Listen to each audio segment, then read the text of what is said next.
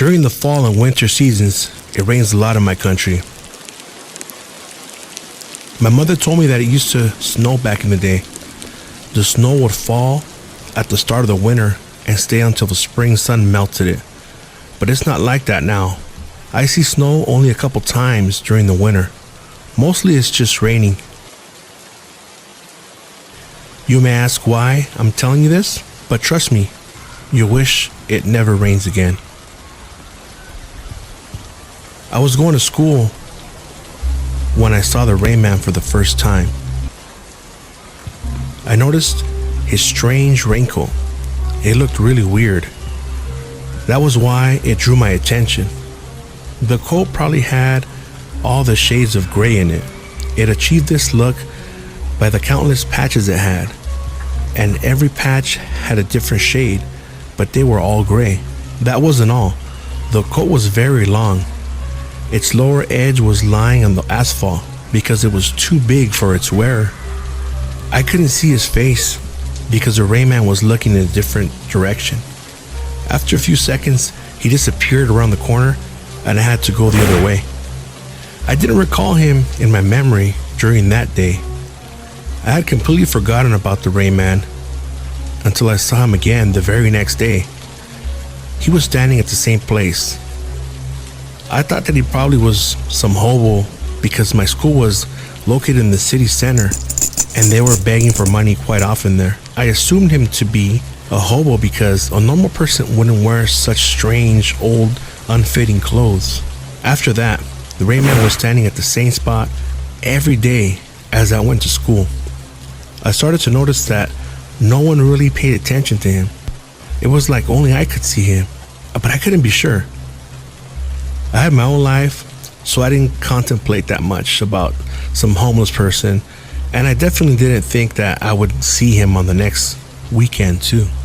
The thing is that I was living in another town and was going to school each morning by train. The Rain Man was living in Capital City where my school was located. I was sure of it until I saw him on Saturday. That Saturday, I was going to the store to buy dishes for dinner. My mom was working on Saturdays, so I had to take care of that stuff. I was pacing confidently as it was raining like all the other days that week. Through the rain, I could see the familiar silhouette. It was the Rain Man. Only this time, it seemed that he was looking at me. I still couldn't see his face because he was too far. As I approached closer, he turned to the other side and walked away.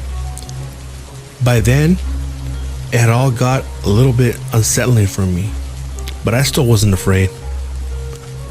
Just before walking into the store, I got some really weird feelings, like I was being watched. I turned my head and in the corner of my eye, I saw that edge of that Rain Man's coat disappeared behind some house. Later, when we were eating dinner, I told my mother all about the Rain Man, but she didn't really seem to care. She was probably just too tired. After my dad left us, she was working 2 jobs. So I understood her because that event had started my depression too, as life hadn't been hard enough before. I still remember the sound of the raindrops falling on the ledge behind my window that evening. My mother was long asleep then. She always went to sleep early because she had 2 jobs and Dad leaving us had got her bad. As I couldn't sleep, I decided to look out of the window. The Rain Man was standing under the street light. I lived on the 2nd floor and his head leaned down, so again, I couldn't see his face. But I was sure it was him. I'd never seen another raincoat like that anywhere. I woke up my mother for her to look at the strange person, but when she got to the window, the Rain Man was gone.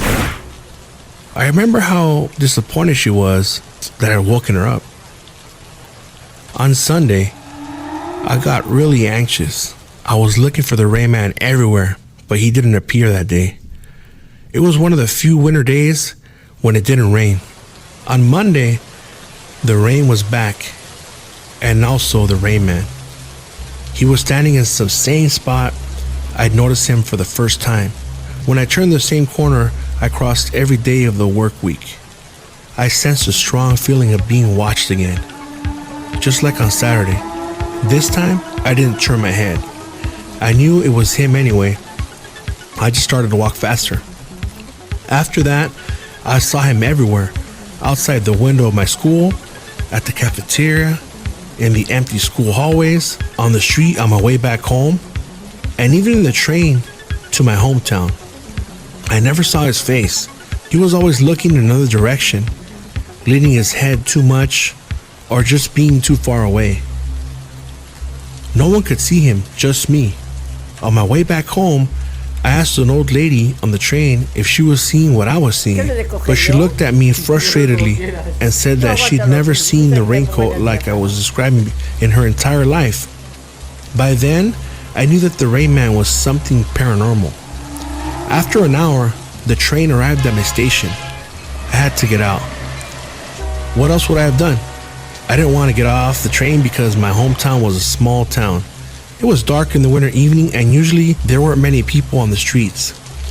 It was the perfect place for an attack. In the end, I was rushing home along the main street. I couldn't see the Rain Man anywhere, but was looking for him all around. Bushes and dark corners were things to avoid. I had to stay in an open place so I couldn't notice him in time. I turned around the last corner and was on my home street.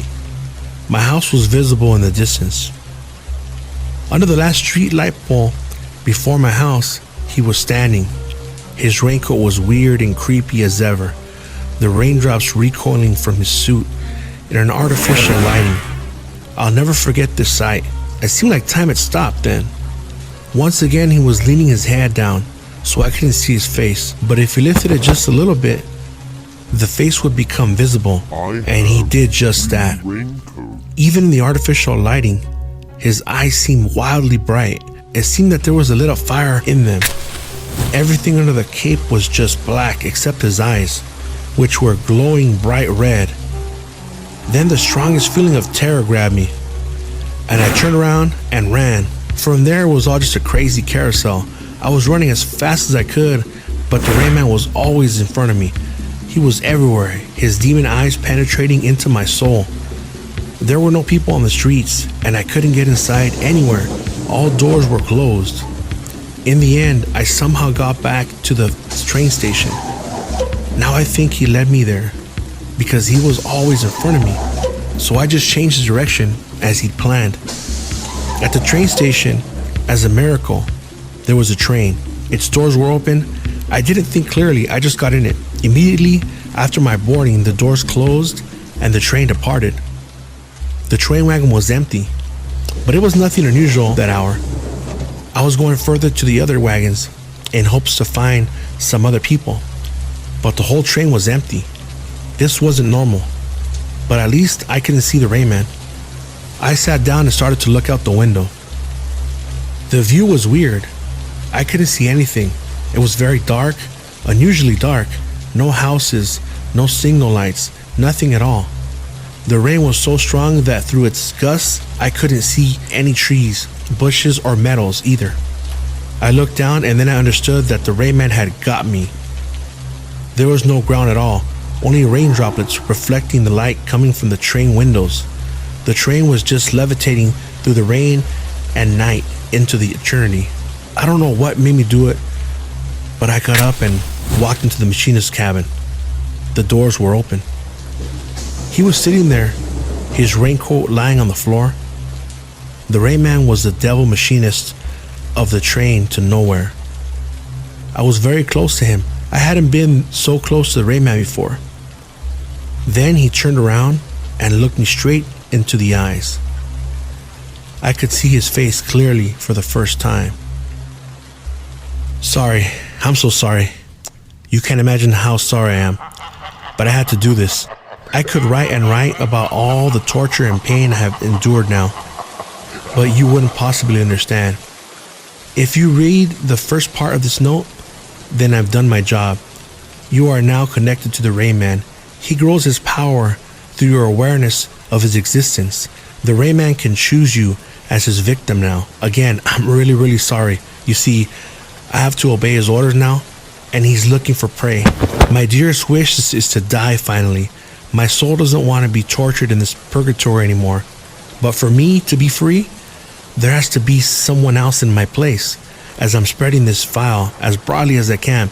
But if you are lonely and depressed as I was, and it often rains in your country, then you're in danger for sure. Although I've been captured for some time now, I don't know much about the Rain Man. I know only that he's a demon which feeds on captured souls.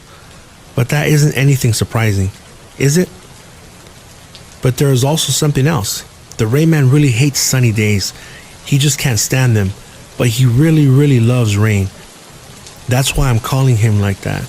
If he chooses you, my only advice is to move to some place where it never ever rains. Like never.